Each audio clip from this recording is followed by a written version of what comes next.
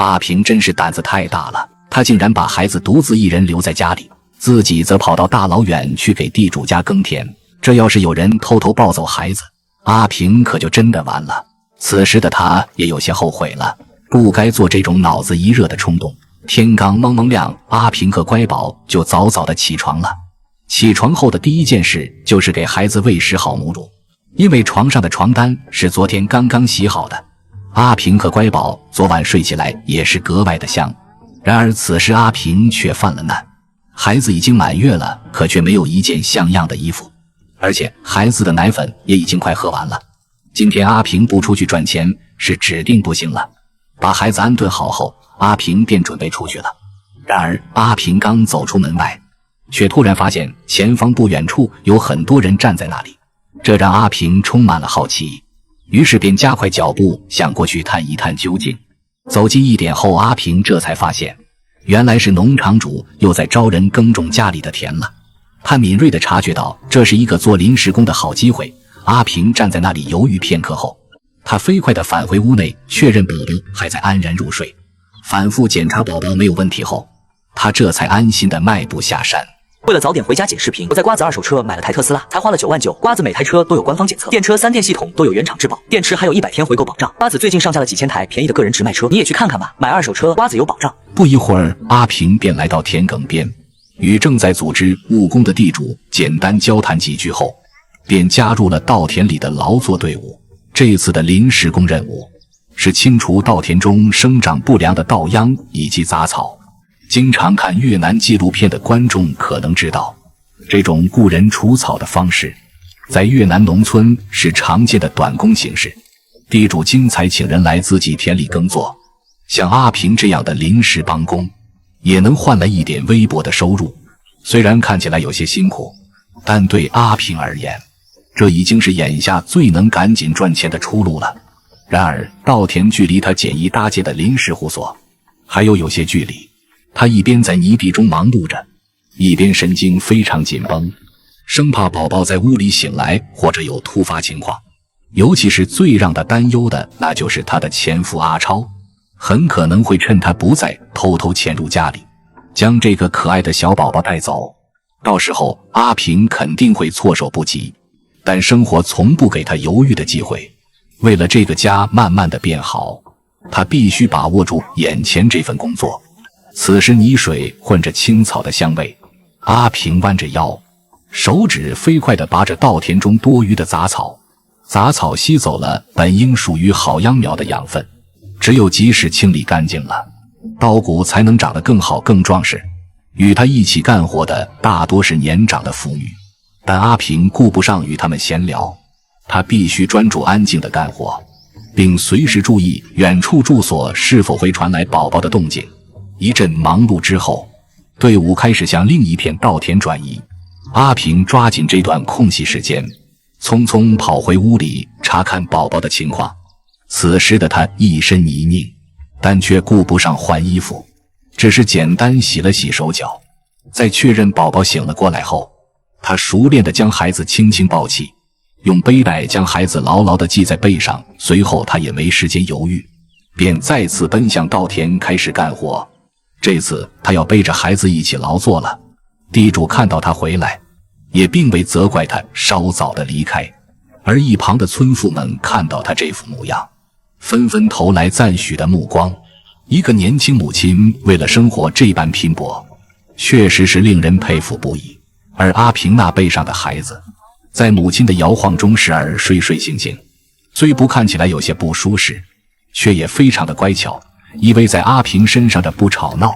終於大半天的勞作結束了，田地瞬間煥然一新，工人們陸續排隊領取工錢。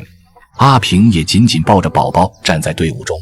輪到他時，地主從口袋裡掏出一疊越南盾，數出15萬交到他手中。然而這大約只折合人民幣35元左右。阿平接過工資，滿臉的感激，並讓老板有活記得再叫上他。雖然這點收入微不足道，但他仍感到由衷的很滿足，因為他知道每一分錢都是靠自己的双手掙来的。每一個平凡的日子，他都盡全力讓他過得充實有意義。前前後後一共忙碌了2個多小時。說起來時間不長，可真正做起來卻感覺一晃就過去了。雖然總共不到50塊人民幣，但他依然感到高興，畢竟這筆錢又可以給孩子添置1、2件衣物，哪怕只是最基本的生活用品，也能緩解一時的燃眉之急。孩子依舊很乖巧地待在媽媽身邊，仿佛連寶寶都知道媽媽的不易，貼心地為他省下了一份操心。這樣的田間活不是天天都有，1個月碰上一回就算運氣好。今天能抓住這個機會，趁孩子入睡時出門打工，阿平已經覺得非常滿足了。接下來阿平和乖寶進行了短暫的休息，時間也很快來到了下午。阿平午後早早的就起床了，此時的孩子還在熟睡，他輕手輕腳地将他安置在摇摇床裡，用棉被輕輕蓋好，確保孩子不會着涼。他知道接下來的一整天都會很忙，必須趁孩子熟睡時趕緊幹完家裡的農活，才能抽時間外出賺錢。他拿起工具和一袋化肥，朝着家門外的小菜園走去。這塊地是他幾年前自己開墾的，如今玉米已經長得1人多高，可是由於一直忙着照顧孩子，園裡的作物已經許久未施肥了，也沒有時間澆水，雜草早已蔓延開來，若不盡快處理，很可能會影響收成。來到菜園後，阿平穿上了一次性手套，小心翼翼地將一粒粒化肥埋到每根玉米杆的根部。他沒有像以往那樣一邊澆水一邊撒肥，他覺得那樣效率雖然很高，但做起來成本也比較大。現在的他非常的精打細算，每一粒化肥都要算計着用，對他來說多節省一點錢，生活就多一分餘地。此时的玉米已經長得很高了，雜草叢生也讓人寸步難行。他蹲下身，用鋤頭鏟除這些雜草，每一個動作都非常的小心，既怕傷到作物，又擔心手上沾染的化肥殘留會傷到孩子嬌嫩的皮膚。這時天邊露出一點曙光，晨風帶着露水的清涼拂過他的臉龐，他汗如雨下，衣襟早已濕透，但沒有一刻鬆懈。為了孩子，他不允許自己懈怠一分。幹完這一塊地後，他回屋看了一眼孩子，發現他正安靜地在摇摇床裡揮舞着小手，似乎玩得很開心。阿平這才放下心來，又提着化肥走向另一塊菜地。這塊地原本是他種菜的，現在用來擴種了這些玉米。這片地的地頭很長，地勢也很低，阿平清理起來就需要更長的時間了。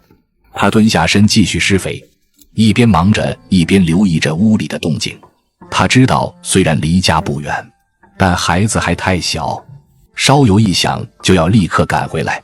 院子裡家裡的狗子趴在門口靜靜地等着阿平的回來，它像是能讀懂主人的辛勞，時不時站起來看向田邊。終於他清理完最後一小塊田，身上早已滿是泥土和汗水，他脫下手套，抽空到水缸邊清洗手腳，才趕進屋去抱孩子。屋裡傳來咿咿呀呀的聲音，孩子已經醒了，正朝着门口咧嘴笑。阿平一邊抱起孩子，一邊喃喃自語：媽媽幹完活了，接下來該餵你吃飯了。但這一天還遠沒有結束，家裡的農活雖然已經告一段落了，窗外的陽光灑在院中，一只老母雞正帶着一群小雞啄食地上的穀粒，狗子臥在門邊打盹，一切顯得安靜又溫暖。他望着懷裡的孩子，眼中有些疲惫，但更多的是柔和和堅定。今天的農活已經告一段落，可生活的腳步永遠沒有真正停下的一刻。接下來他還得考慮明天的柴米油鹽，計劃什麼時候再去集市擺攤，把上次曬乾的野菜拿去賣掉，也得想辦法為寶寶添置換季的衣物。儘管眼前的生活仍舊清貧而緊張，但只要有孩子在身邊，一切都值得。他知道再苦再累的日子也总会过去，他没有时间奢望太多，只愿明天能比今天再好一点，只愿孩子在他這雙辛勤的手臂裡能一天天健康長大。天色慢慢暗了下來，鍋灶邊冒起裊裊炊煙，阿平望着遠處的風景，心中悄悄許下了一個心願：等孩子大一點，他一定要帶他走出這片山，去看看不一樣的世界。